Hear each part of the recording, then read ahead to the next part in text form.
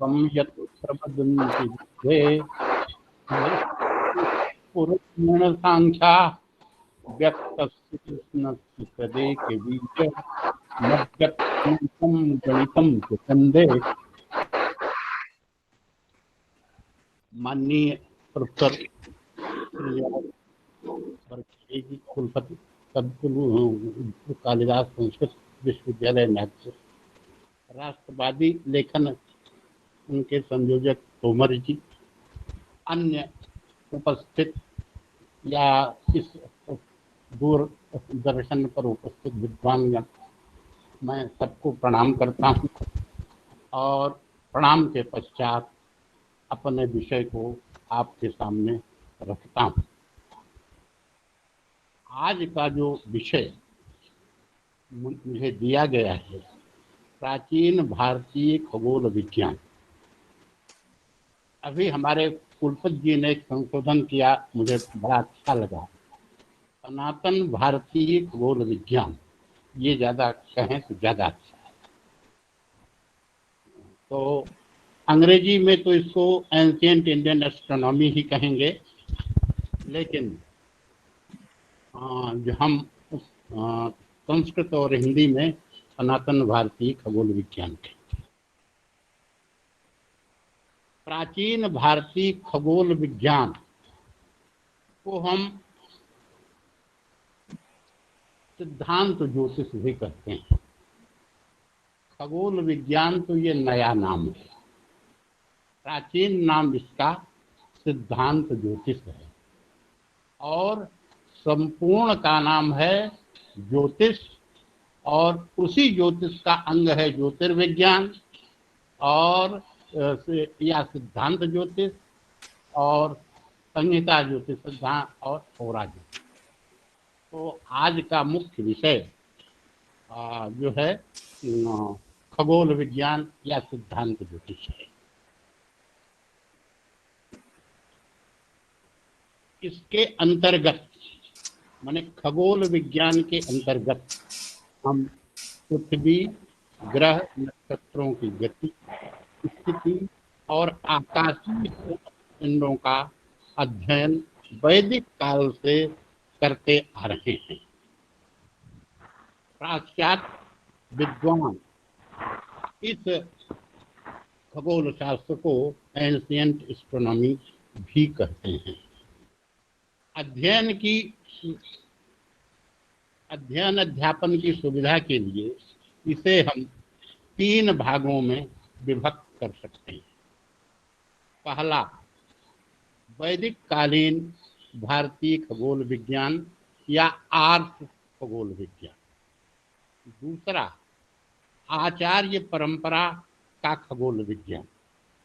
तीसरा, आधुनिक खगोल विज्ञान या मॉडर्न एस्ट्रोनॉमी। वेद को हम अनादि तथा ऋषियों की अनुभूति मानते हैं। ऋषिगण मंत्रों के सृष्टा नहीं अपितु दृष्टा थे। ऋषयः मंत्र दृष्टारः, यह उक्ति संस्कृत जगत में प्रसिद्ध है। वैदिक काल में ग्रहों नक्षत्रों को अंतरिक्ष में अवलोकन कर उससे समय का ज्ञान किया जाता था।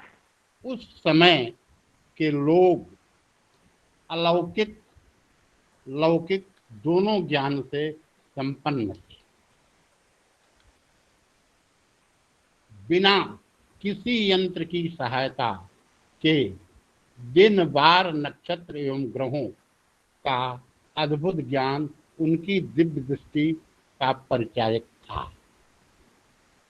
उनका जीवन भी इतना लंबा था कि वे किसी विषय पर हजारों हजार वर्ष अनुसंधान कर जो समाज को प्रदान करते थे वह शाश्वत होता था। ऐसे ऋषियों, खगोल वैज्ञानिकों को ज्योतिर्विज्ञान का प्रवर्तक कहा जाता था या कहा गया है। वे प्रवर्तक कौन कौन हैं? सूर्यः पितामहो व्यासो वसिष्ठो अत्रि पराशरः कश्यपो नारदो गर्गो मरीचि मनु अंगिरा लोमसः पौलुसश्चैव च्यवनो यमनो भृगुः सौनको अष्टादशश्चैते ज्योतिषशास्त्र प्रवर्तका। ज्योतिष शास्त्र के 18 प्रवर्तक बताए गए हैं जो जिससे यह ज्योतिष शास्त्र चला है। हम कुछ विद्वान कहते हैं कि वैदिक काल में जो ग्रहों का पूर्ण ज्ञान नहीं था, तो मंत्रों के द्वारा यह जो सिद्ध है कि उन्हें पूर्ण ज्ञान था। ग्रहों का ज्ञान ही नहीं, नक्षत्रों का ज्ञान नहीं, बल्कि उल्का एवं धूमकेतु का भी ज्ञान था। जैसा उल्लिखित है अथर्व संहिता में, उत्पाता पार्थिवा अंतरिक्षम नो दिव्यचरा ग्रहा। यह 19वें जो है 19/9 में है।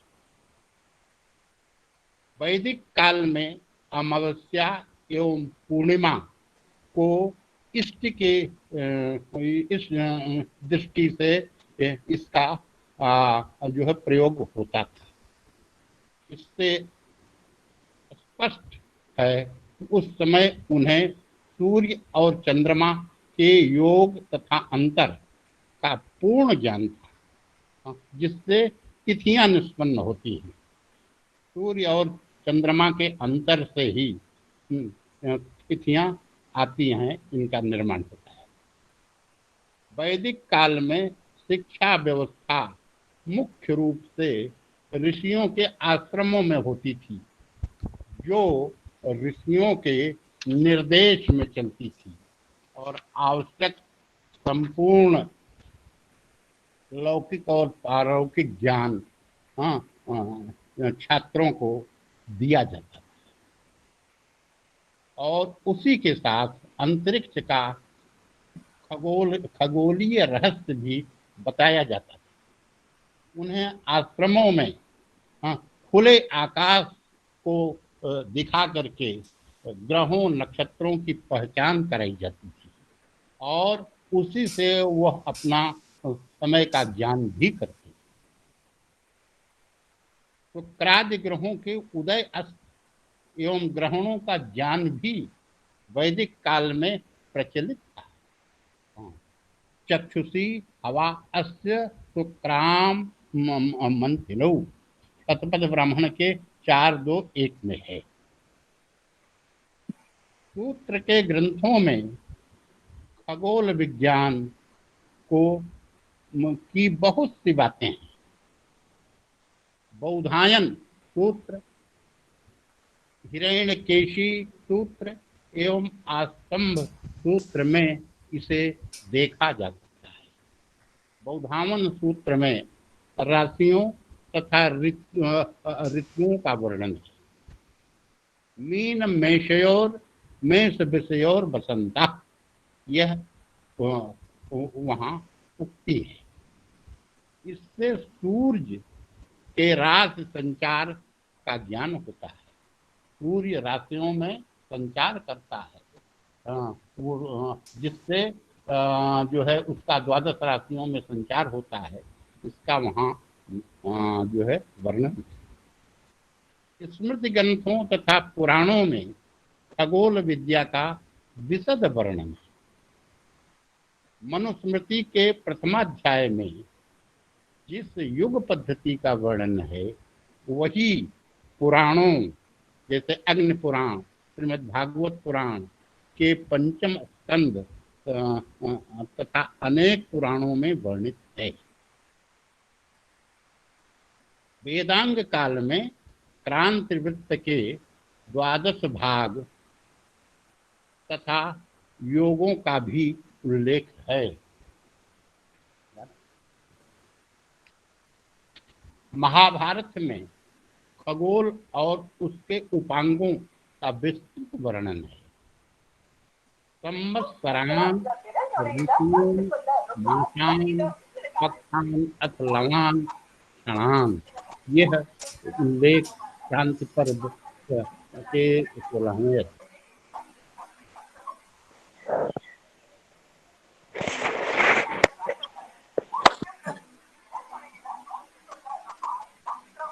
हरिओम। 1 मिनट गुरुजी जरा रुकिएगा। सिद्धार्थ शंकर जी, यदि आप हमें सुन रहे हो तो आप अमित कुमार शुक्ल को अनम्यूट करें, गुरुजी हैं, भाषण दे रहे हैं। जी जी जी, मैंने म्यूट कर दिया है। हाँ, तो उनको अनम्यूट कीजिए, गुरुजी का ही भाषण है। नहीं नहीं, उनको मैंने म्यूट नहीं किया है। गुरुजी को ही आपने अनम्यूट कर दिया है। अमित कुमार शुक्ल के आईडी से बोल रहे हैं, आप उनको अनम्यूट कीजिए। वो गुरुजी से मैं निवेदन करूंगा कि वो स्क्रीन से अनम्यूट कर दें। वो खुद ही म्यूट करें, अनम्यूट करें। अच्छा ठीक है, गुरुजी अनम्यूट हो गए हैं आप। हाँ जी, कुछ लोग परेशान कर रहे थे तो मैंने उनको म्यूट कर दिया था। अच्छा ठीक है, हो गया, हो रहा है।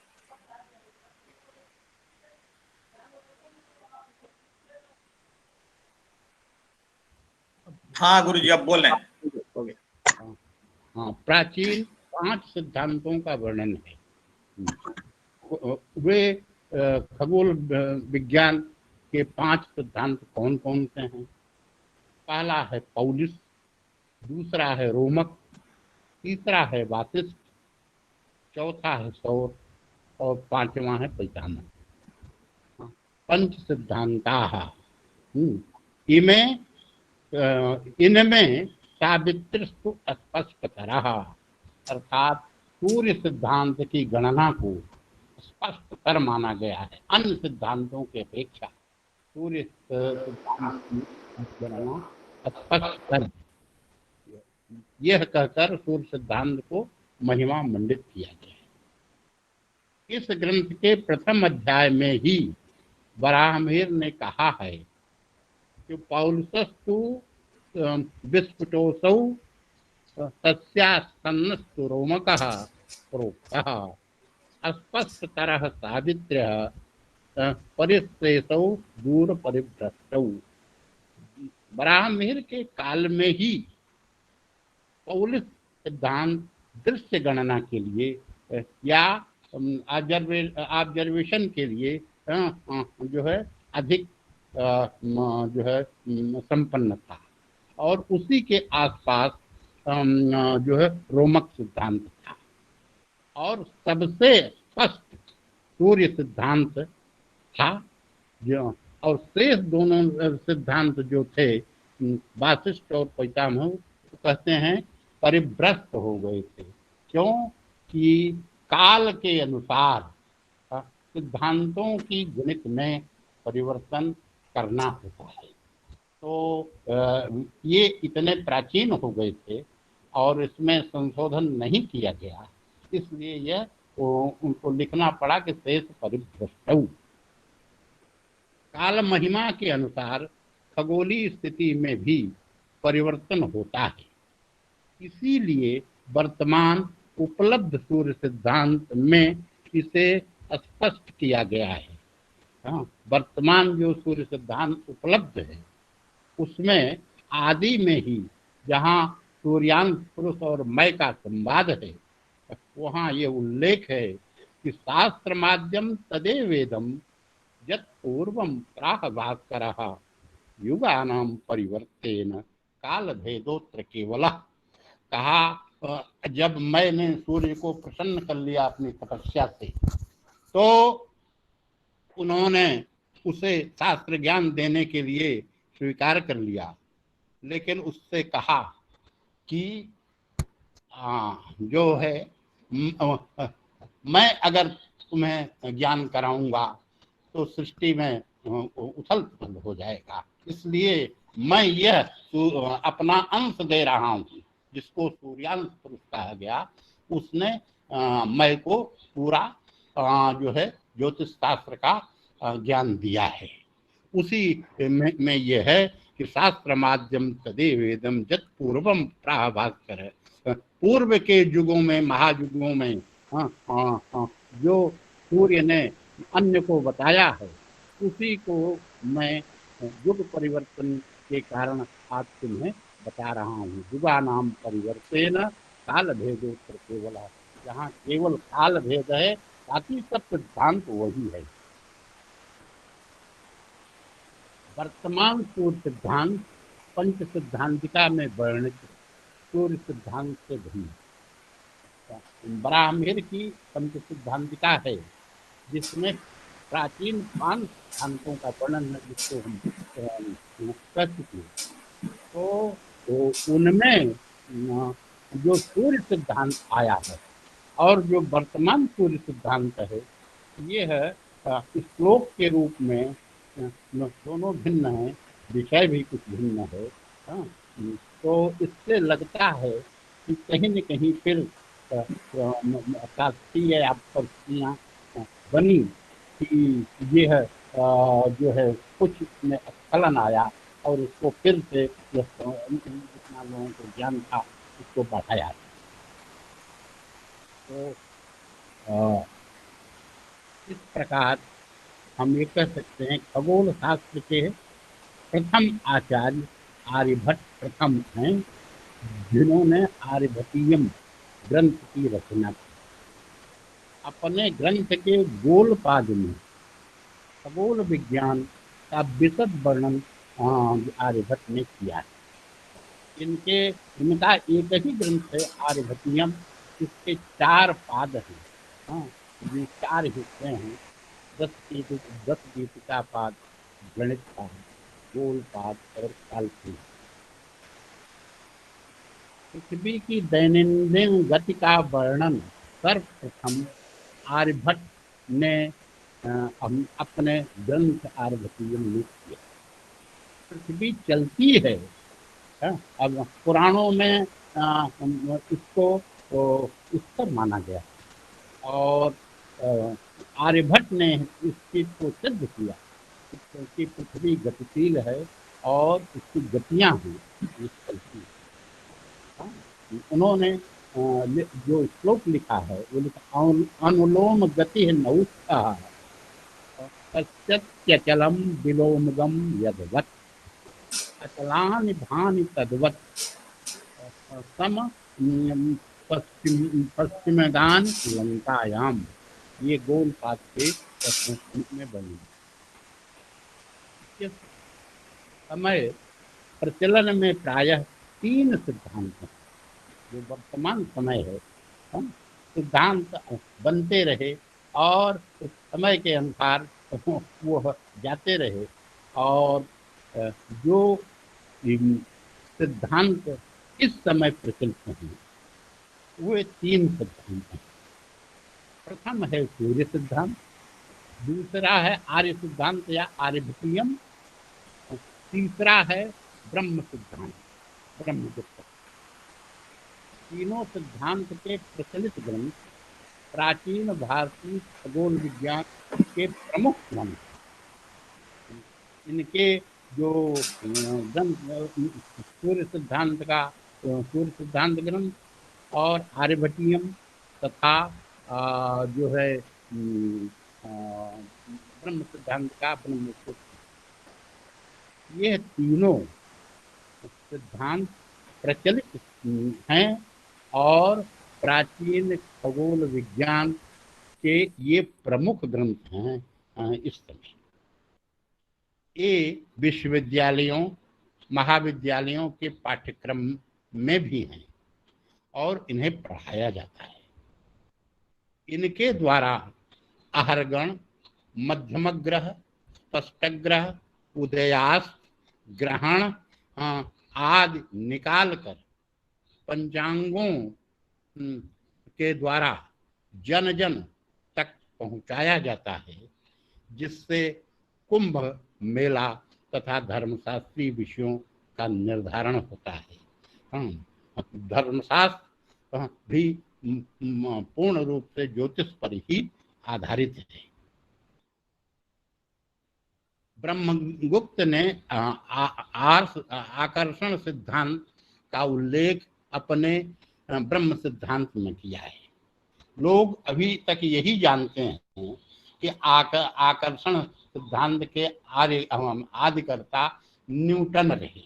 हाँ, और वह सेब को देखकर उससे उसके गिरने से इस सिद्धांत का लाभ ग्रेविटेशन की खोज की।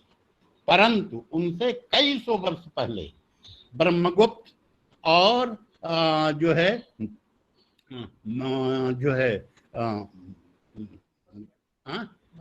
भास्कराचार्य ने इस सिद्धांत का प्रतिपादन बड़े अच्छे ढंग से किया है। तो ब्रह्मगुप्त का आकर्षण सिद्धांत का उल्लेख अपने ब्रह्म सिद्धांत में किया है। इसे आधुनिक लोग थियरी ऑफ ग्रेविटेशन कहते हैं। भास्कराचार्य ने इस ग्रेविटेशन के नियम को अपने ग्रंथ सिद्धांत शिरोमणि में इस रूप में प्रतिपादित किया है। उन्होंने लिखा है, भास्कराचार्य ने कहा है अपनी सिद्धांत शिरोमणि में के गोलाध्याय में कि आकृष्यते तत्पतति व भाति। उन्होंने ढेले प्रसिद्ध किया। एक ढेला जब हम ऊपर फेंकते हैं तो नीचे ही क्यों गिरता है? तो उन्होंने उसके लिए सब इतना चुन कर लिखा कि आकृष्यते तत्पतति व भाति। जो वो ढेला गिरता है, नीचे की ओर आता है, वो आकर्षण शक्ति के द्वारा है।